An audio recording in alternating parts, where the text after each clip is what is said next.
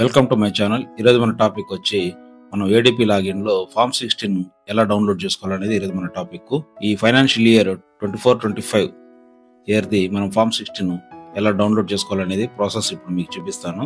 ఎవరైనా కానీ ప్రతి ఎంప్లాయీ, ప్రైవేట్ సెక్టర్లో వర్క్ చేసే ప్రతి ఎంప్లాయీ కానీ వాళ్ళ కంపెనీ నుంచి ఏడీపీ లాగిన్ అనేది యూజర్ ఐడి పాస్వర్డ్ అనేది వాళ్ళకు ఉంటుంది.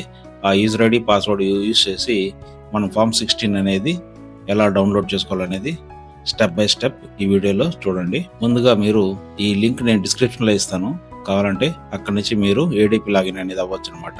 ఏడీపీ లాగిన్ ఓపెన్ చేసిన తర్వాత ఇక్కడ మీ యూజర్ ఐడి అడుగుతుంది. యూజర్ ఐడి ఇచ్చిన తర్వాత నెక్స్ట్ సెలెక్ట్ చేసుకోవాలి. తర్వాత మీ పాస్వర్డ్ ఎంటర్ చేసిన తర్వాత సైన్ ఇన్ అనమాట. తర్వాత మీ ఏడీపీలో మీ డేటా అనేది కనిపిస్తుంది అనమాట. మీ శాలరీ స్లిప్, మీ ట్యాక్స్ డిడక్షన్, ఈ టోటల్ డీటెయిల్స్ అన్ని కనిపిస్తాయి. మీ ట్యాక్స్ సబ్మిషన్స్ ఇవన్నీ మీకు కనిపిస్తాయి అనమాట. మీరు మొదటగా పే స్లిప్ చూడాలనుకుంటే ఇక్కడ లెఫ్ట్ సైడ్ చూడండి, గ్రాస్ పే ఉంది కదా, ఇక్కడ సెలెక్ట్ చేసుకుని పే స్లిప్ అని చూడండి, అది చూడొచ్చు. తర్వాత పే హిస్టరీ అంటే మీకు 3 months 6 months పే స్లిప్స్ కావాలనుకోండి, ఫర్ ఎగ్జాంపుల్ డౌన్లోడ్ చేసుకుని ఎక్కడైనా సబ్మిట్ చేయాలనుకుంటే ఇక్కడ హిస్టరీకి వెళ్ళి మంత్ వైజ్ అనేది మీరు డౌన్లోడ్ చేసుకోవచ్చు అనమాట. మీ పే స్లిప్స్ అన్ని ఈ హిస్టరీలోనే ఉంటాయి అనమాట. అలాగా మీరు తీసుకోవచ్చు. తర్వాత రైట్ సైడ్ వచ్చేసరికి మీకు ట్యాక్స్, వైటీడీ ట్యాక్స్ ఇన్కమ్ అనేది చూడండి. ఇక్కడ మీరు ట్యాక్స్ పే చేసి ఉంటే, డిడక్ట్ ఏదైనా అయ్యి ఉంటే మీ కంపెనీ నుంచి కానీ డిడక్ట్ అయింటే ఆ అమౌంట్ అనేది మీకు చూపిస్తుంది. తర్వాత ఫామ్ 16 ఎలా డౌన్లోడ్ చేసుకోవాలనేది ఇప్పుడు చూద్దాము. ఇక్కడ మీకు ఇంకొక ఆప్షన్ చూపించారు చూడండి, ట్యాక్స్ సబ్మిషన్ అనేది. న్యూ రిజ్యూమ్ అనేది 2025-26 ఈ ఇయర్ కి ట్యాక్స్ సబ్మిషన్ అనమాట. స్టార్టింగ్ డేట్ వచ్చి 1st July 2025, ఎండ్ డేట్ వచ్చి 20th July 2025. మీరు ఏదైనా ట్యాక్స్ సబ్మిట్ చేయాలనుకుంటే ఈ డేట్ లోపల మీరు సబ్మిట్ అనేది చేయొచ్చు అనమాట, ఏటీసీ అలాంటివి ఏదైనా. తర్వాత మీరు ఫామ్ 16 డౌన్లోడ్ చేసుకోవాలి కాబట్టి లెఫ్ట్ సైడ్ మీ అని చూడండి, ఇది ఒకసారి క్లిక్ చేసుకోండి. తర్వాత సెకండ్ ఆప్షన్ కాదు, థర్డ్ ఆప్షన్ పే రిపోర్ట్స్, ఇది సెలెక్ట్ చేసుకోండి. చేసుకున్న తర్వాత మీ పే స్లిప్స్ డీటెయిల్స్ ఇక్కడ ఉంటాయి, ట్యాక్స్ డీటెయిల్స్ ఇక్కడ ఉంటాయి. తర్వాత రైట్ సైడ్ చూడండి, ఇక్కడ ఫామ్ 16 అని కనిపిస్తుంది చూడండి, ఫైనాన్షియల్ ఇయర్ 2024-25. ఇక్కడ ఆల్రెడీ మీ ఎంప్లాయ్ పేరుతో, మీ పాన్ కార్డ్ నెంబర్తో ఇయర్ టోటల్ డేటా అనేది ఇక్కడ ఉంటుంది. పక్కన డౌన్లోడ్ సింబల్ అనేది కనిపిస్తుంది చూడండి. ఈ డౌన్లోడ్ సింబల్ అనేది మీరు ఒకసారి క్లిక్ చేసుకోండి, డౌన్లోడ్ అయిపోద్ది అనమాట.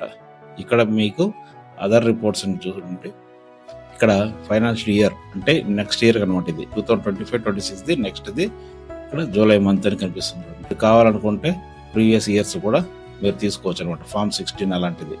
మీకు ఈ ఫామ్ 16 ఏ విధంగా యూజ్ అవుతుంది అనుకుంటే, మీకు ట్యాక్స్ ఏదైనా డిడక్ట్ అయినా క్లెయిమ్ చేసుకు ఉపయోగపడుతుంది. అలాగే మీరు బ్యాంకుల్లో ఏదన్నా లోన్ తీసుకోవాలన్నా కూడా ఫామ్ 16 అనేది మీకు యూజ్ అవుతుంది అనమాట. ఫామ్ 16 డౌన్లోడ్ అయింది కదా, ఇప్పుడు దాన్ని ఓపెన్ చేసి చూద్దాం. మీరు ఓపెన్ చేస్తే ఇక్కడ ఫామ్ 16 అనేది కనిపిస్తుంది మీకు. అసెస్మెంట్ ఇయర్ 2025-26, తర్వాత ఫైనాన్షియల్ ఇయర్. ఈ ఫామ్ 16 అనేది ఎక్కడదంటే 2024-25. ఇది మీ ఎంప్లాయ్ ఐడి, మీ పేరు, మీ పాన్ నెంబరు, మీ డిసిగ్నేషన్, మీ ఏ కంపెనీలో వర్క్ చేశారు, మీరు పాన్ నెంబరు కనిపిస్తుంది అనమాట. తర్వాత ఈ TDS deduction form 16 part A చూడండి, ఇది ఇక్కడ మీ కంపెనీ అడ్రస్, మీ అడ్రస్ ఉంటుంది అనమాట. తర్వాత మీకు ఎంత డిడక్ట్ అయింది ఏంటి మీ శాలరీలో వచ్చి అవన్నీ మీకు డీటెయిల్స్ అనేవన్నీ దీనిలో కనిపిస్తాయి. మీరు మంత్ వైజ్ ఉంటుంది అనమాట, మీరు ప్రాపర్ గా చెక్ చేసుకోవచ్చు. తర్వాత ఇంకొకటి పార్ట్ బి ఉంటుంది, ఫామ్ 16లో ఏబీలు ఉంటాయి. పార్ట్ బి కూడా మీరు చెక్ చేసుకోవచ్చు అనమాట.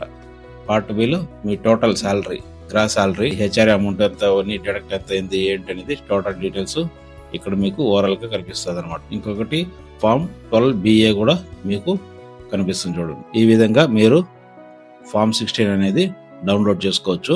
అలాగే మీకు ఏదైనా యూసేజ్ ఉంటే వాటికి ఉపయోగించుకోవచ్చు అనమాట.